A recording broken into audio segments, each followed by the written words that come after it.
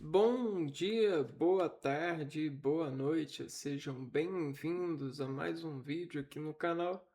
Eu me chamo Abner e no vídeo de hoje nós continuaremos a leitura da Bíblia eh, e continuaremos nesse caminho segundo a analogia dos sábios, né? Os sábios, eles empreendem a sabedoria para aquele que sabe persistir no caminho, porque aquele que vive no caminho vive em sabedoria. Ninguém porta a sabedoria. As pessoas só sabem saber quando estão sobre a sabedoria em adaptação a ela, frente à leitura do versículo e frente a o desmontar propensionado a ela. Então a sabedoria ela cobra, só que ela cobra a, aquilo que você pode e deve de alguma forma fazer. Então aquele que deve, pague. E essa é a sabedoria. Então, bora lá. Capítulo 4, a gente já está na primeira carta de João. E eu tô lendo de trás para frente e hoje a gente vai ler o capítulo 4. São 5 capítulos a primeira carta de João. A gente já leu o Apocalipse de trás para frente. E aí vamos ler. O discernimento dos espíritos. Caríssimos, não acrediteis em qualquer espírito, mas examinai os espíritos para ver se são de Deus. Pois muitos falsos profetas vieram ao mundo. Este é o critério para saber se uma inspiração vem de Deus. De Deus é todo o espírito que professa Jesus Cristo que veio na carne. E todo espírito que se recusa a professar Jesus não é de Deus, é do anticristo. Ouvistes dizer que o anticristo virá. Pois bem, ele já está no mundo. Filhinhos, vós sois de Deus e vencestes aos que são do anticristo. Pois em vós está quem é maior do que aquele que está no mundo. Eles são do mundo, por isso agem conforme o mundo, e o mundo lhes presta ouvido. Nós somos de Deus. Quem conhece a Deus, escuta-nos. Quem não é de Deus, não nos escuta. Nisto distinguimos o espírito da verdade e o espírito do erro. O amor vem de Deus. Caríssimos, amemo-nos uns aos outros, porque o amor vem de Deus e todo aquele que ama nasce de Deus e conhece a Deus. Quem não ama não chegou a conhecer a Deus, pois Deus é amor.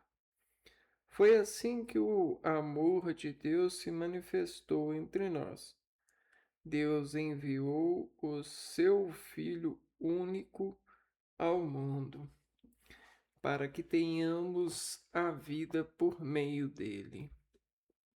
Nisto consiste o amor. Não não fomos nós que amamos a Deus, mas foi ele que nos amou e enviou a seu Filho como oferenda de expiação pelos nossos pecados. Caríssimos, se Deus nos amou assim, nós também devemos amar-nos uns aos outros. Ninguém jamais viu a Deus. Se nós amamos uns aos outros, Deus permanece em nós e seu amor em nós é plenamente realizado. A prova de que permanecemos nele e ele em nós é que ele nos deu do seu Espírito e nós vimos e damos testemunho.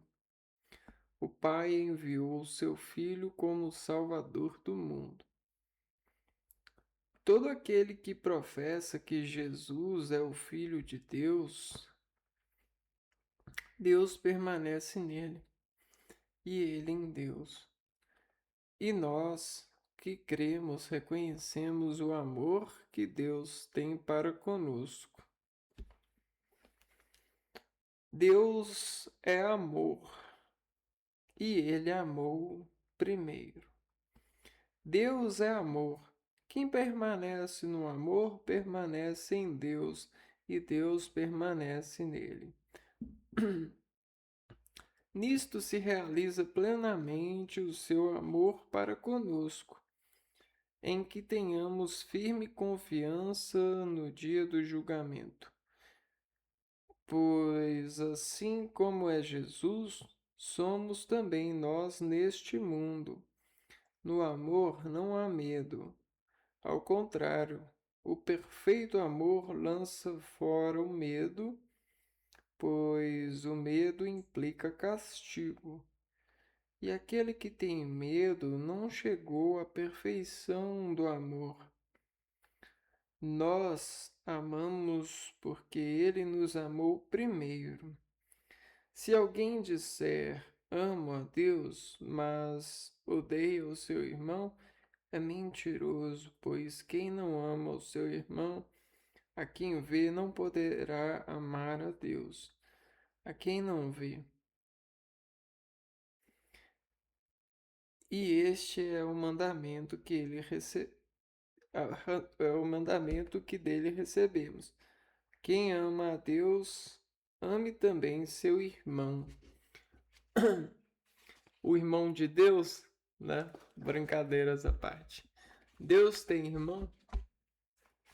Olha, vamos dizer assim que a gente pode estabelecer de uma maneira ajustável para nossa interpretação desse capítulo uma, uma relação com a segurança, né? E o que que é professar a Deus? O que que é você acreditar em Deus? O que você amar a Deus?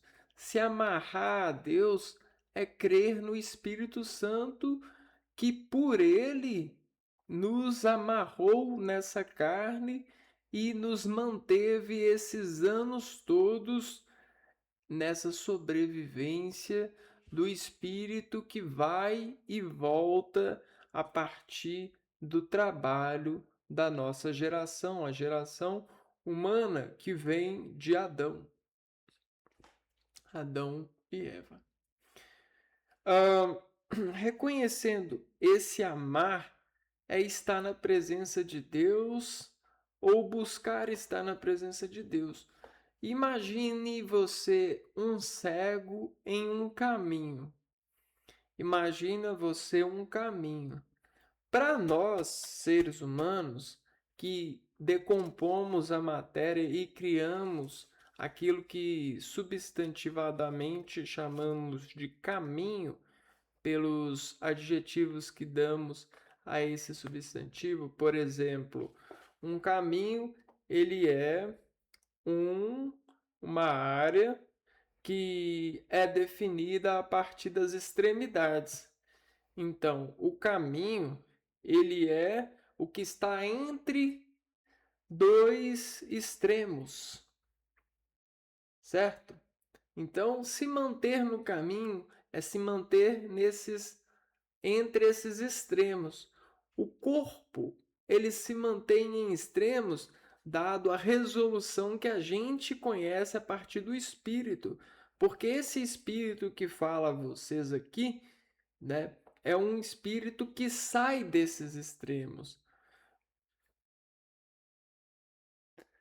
E com toda a vida que eu tive, todo o ensinamento que eu tive a partir desses espíritos em sobrevivência me traz essa adequação, né?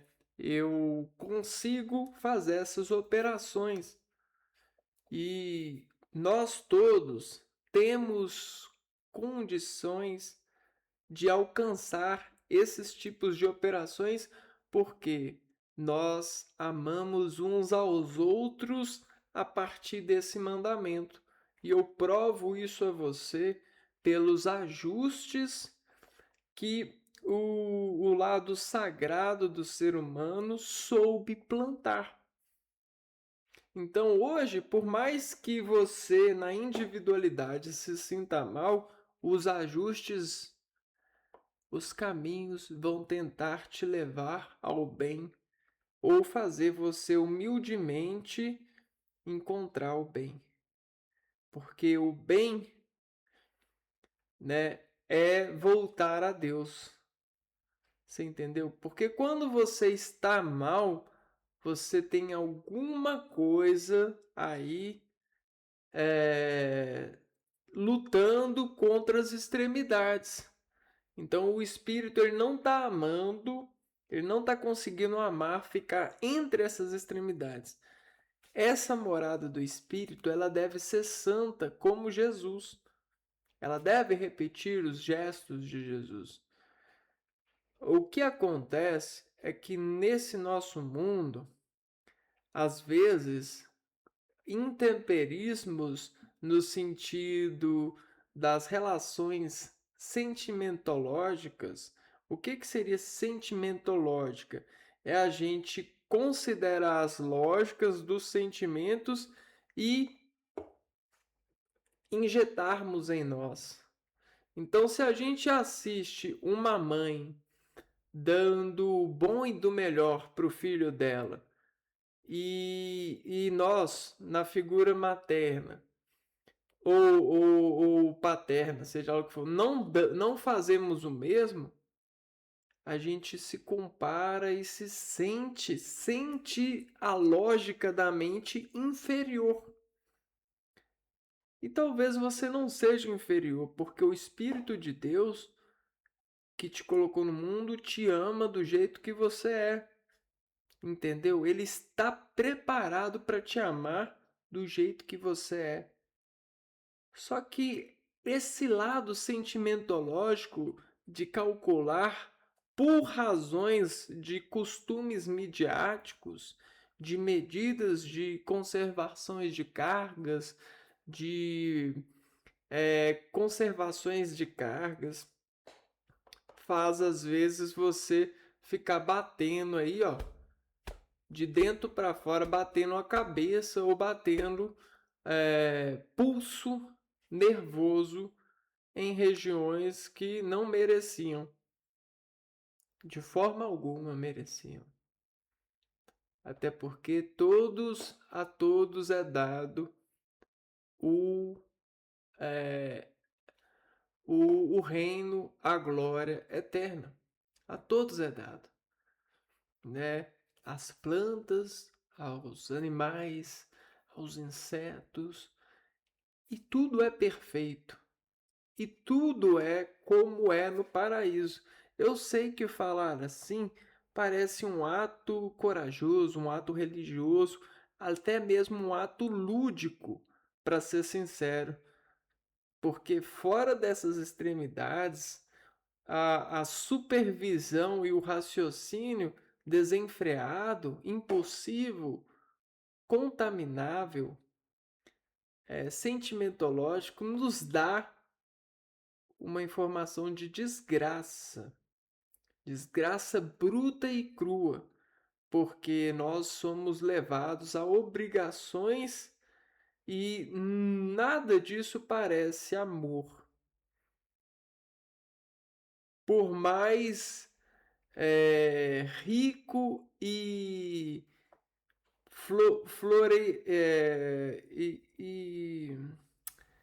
cientificado e educado que pareça, nada disso parece amor dentro de algumas lentes sujas, é, com problemas, né? Algumas lentes desajustadas. Então, o que que acontece? Acontece que quando a gente ora para Deus, quando a gente sabe de Deus, a gente teme a Deus, a primeira obrigação nossa em mundo é estar na presença de Deus e considerá-lo para que haja um lugar sagrado para nós, para que haja vida em abundância. Isso é complicado em alguns casos, porque muitas pessoas já se desataram desse tipo de aprendizado, porque ninguém nasce sabendo disso. Todos nós somos dados à paciência e à oferta de, em alguma área, reconhecer a Deus e a Jesus como seu Salvador. Quanto mais a gente treina, mais a gente reconhece. E a gente ajusta para que Jesus nos salve, eminentemente para amarmos e estarmos na presença de Deus e assim como nos irmãos.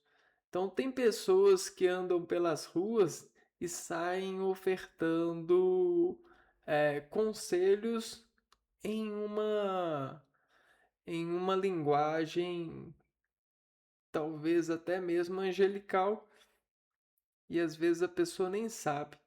Por quê? Por causa do Espírito Santo, do reflexo santo e do profeta Jesus, que consegue acordar e nos dar esse poder. Assim como também existem pessoas que saem pelo mundo dando conselhos péssimos, conselhos maus para os seres humanos, fazendo aqueles gestos de nojo e de desagrado e desconvicção e arrependimento. Então existem esses dois domínios de linguagem angelicais que partem de nós quando o sol do outro busca consolo na nossa imagem, busca reflexão nos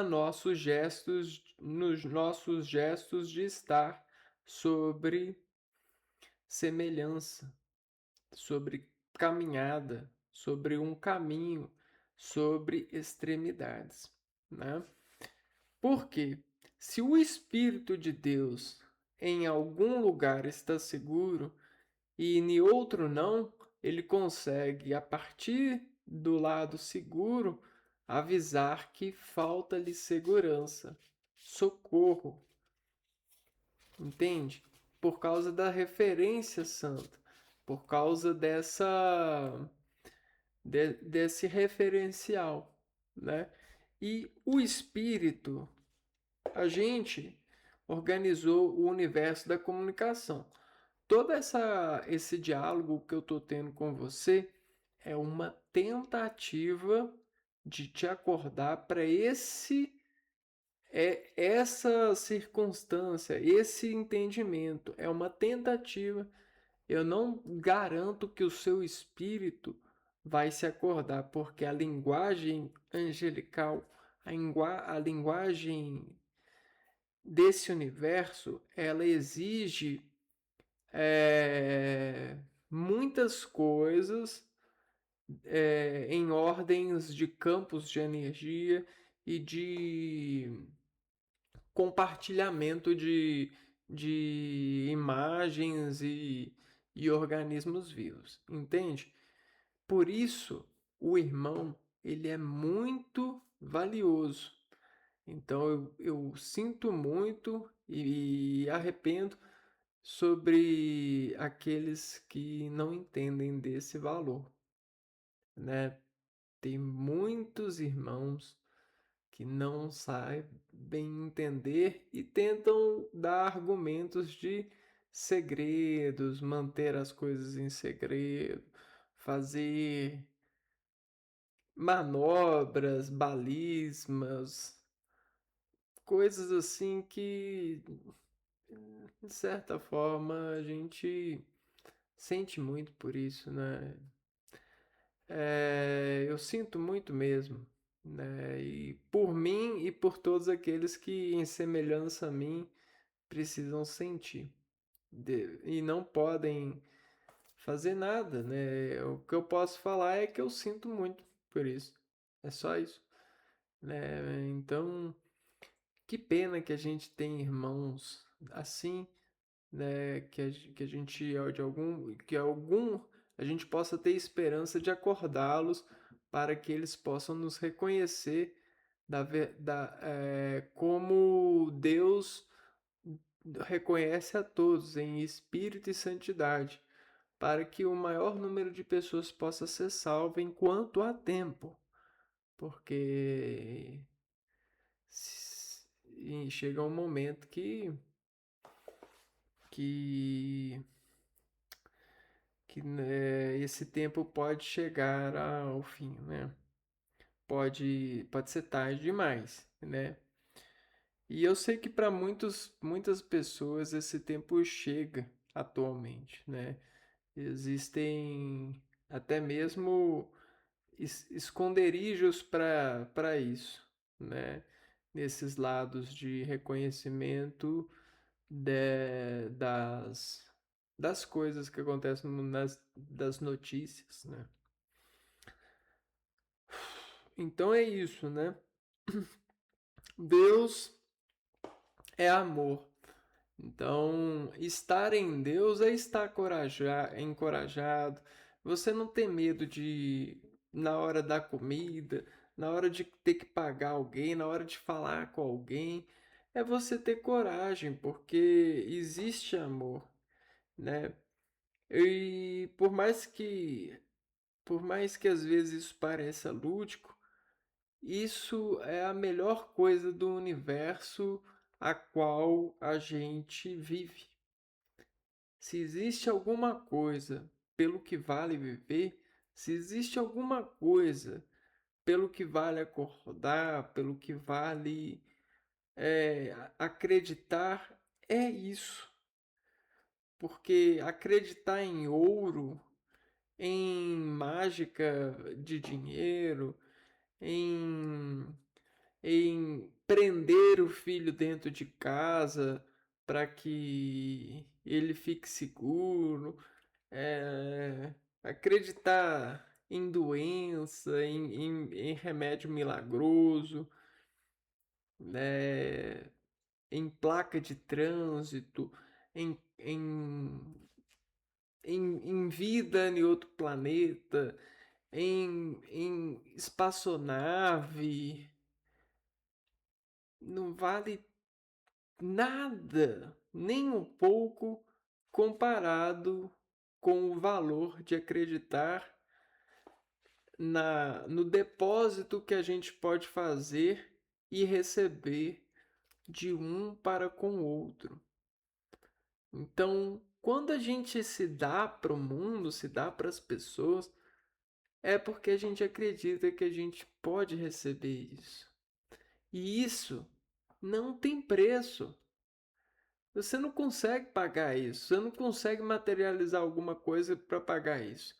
Você só consegue acreditar que, de alguma maneira, você pode dar a ela, né? Que Deus possa dar a ela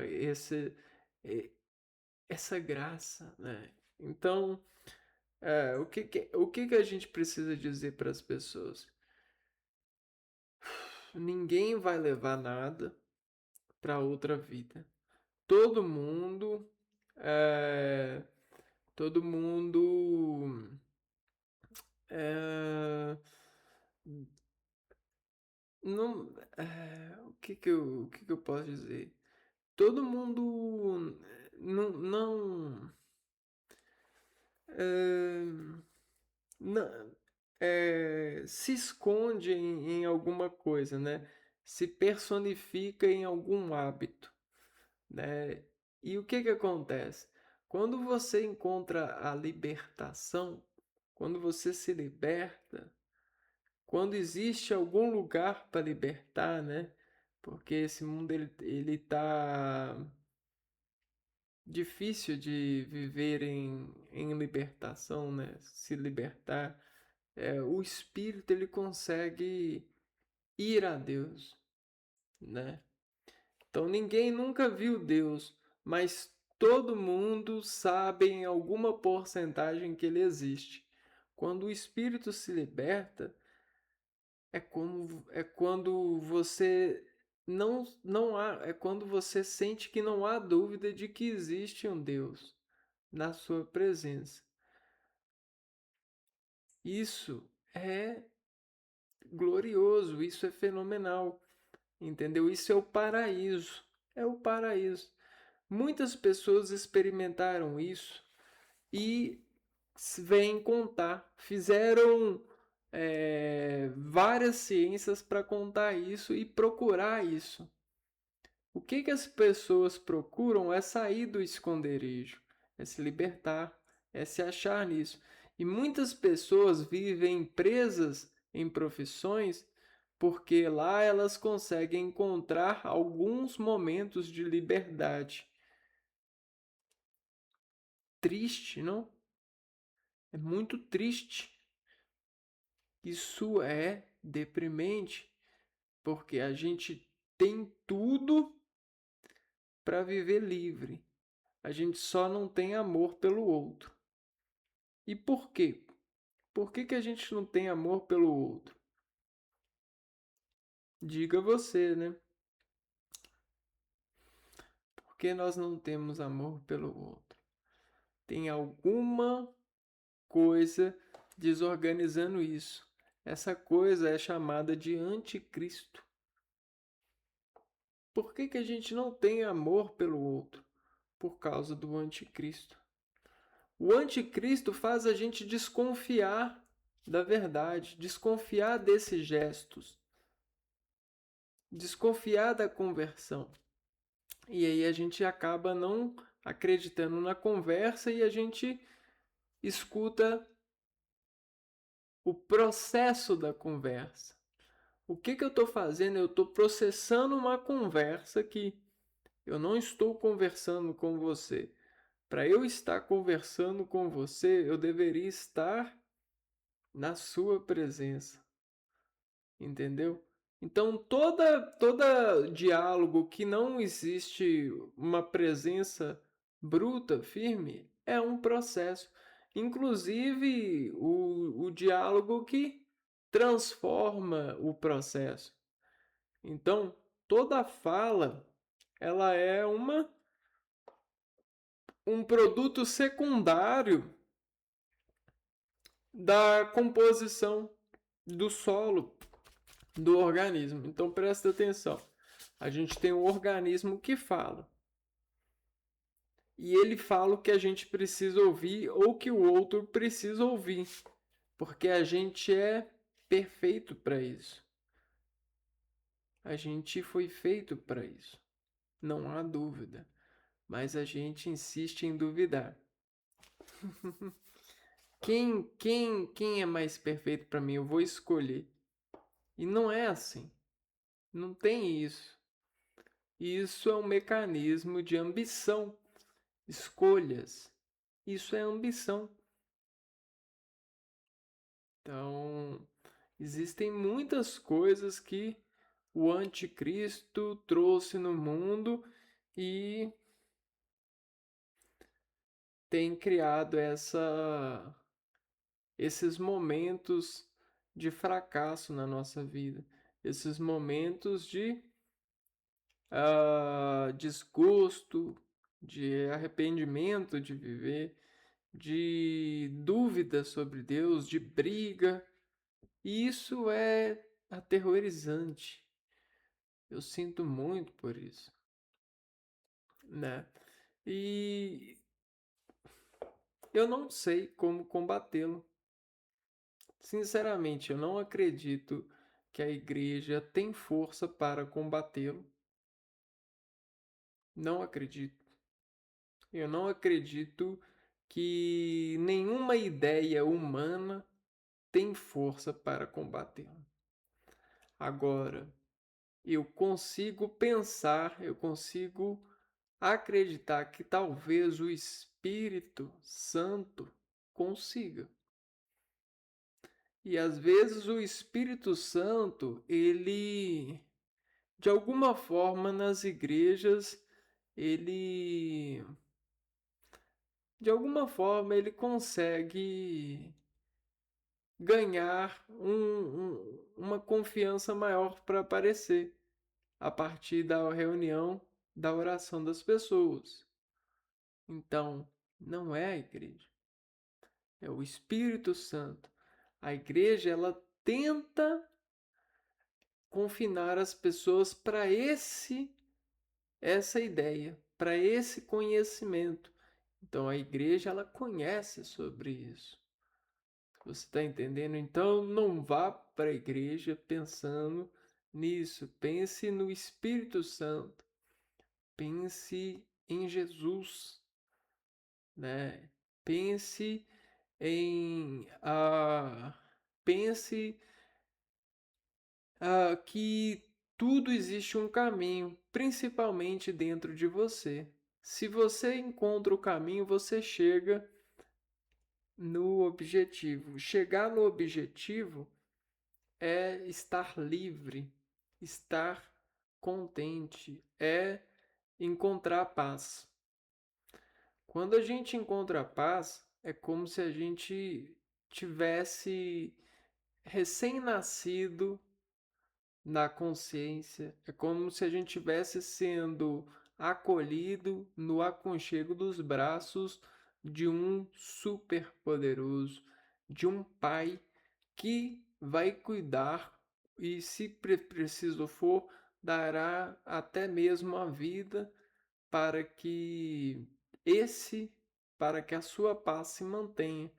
Então ele se dá a vida dele para que você se mantenha nessa paz, se mantenha nessa proteção.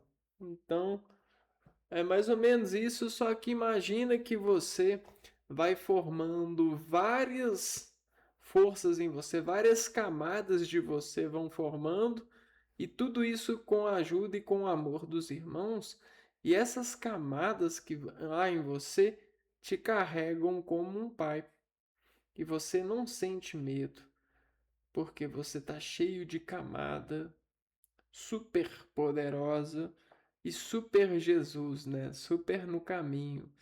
E é isso que muitas pessoas vão tentando fazer dentro das instalações sociais.